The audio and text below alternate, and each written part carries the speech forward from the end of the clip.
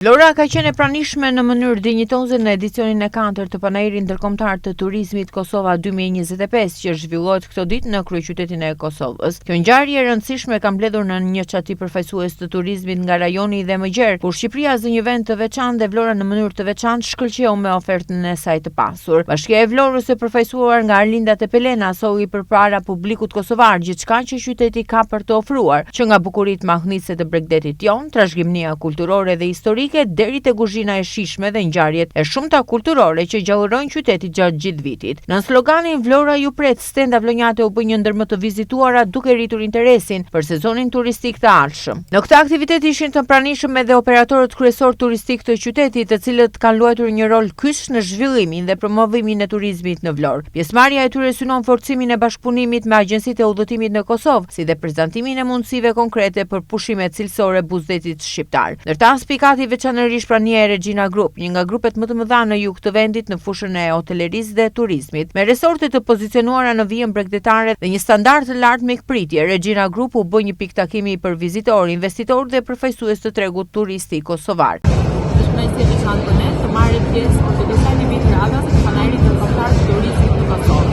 Për të vetëm fakt se është një nga mundësitë më të mira për të shpalosur ofertat me çfarë nuk kongruese në vend, për të 4 hotelet e Regina Group, të cilat dhe duhet që janë 4 hotelet të pozicionuara në 4 pikat strategjike të qytetit të Vlorës. Gjithashtu më shumë ndonjë të eksperiencë po ndaj me disa nga partnerët dhe me disa nga kolegët tanë, të cilët gjithashtu përfaqësojnë hotele shumë në zonën e qytetit të Vlorës.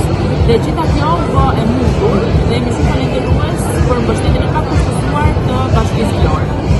Pjesëmarrja në fakt për të disa individ është në numër shumë të lartë, si të qytetarëve që interesohen për paketa turistike për gjatë gjithë periudhës së vitit dhe agjencitë që operojnë në qytetin e Kosovës, të cilët janë shumë të hapur kundrejt bashkëpunimeve dhe ne jemi shumë falënderues. Nuk mungoi as mirënjohja për turistët kosovar, të cilët ndër vite kanë qenë besnik të Vlorës, duke zgjedhur qytetin për pushimet e tyre edhe në kohë kur Shqipëria nuk ishte edhe në radar të turizmit ndërkombëtar. Ata erdhën kur askush nuk vinte, u tha me ndjenjë falënderimi nga përfaqësuesit vlonjat, duke nënvizuar lidhjen e fortë vëllazërore që ekziston mes dy vendeve.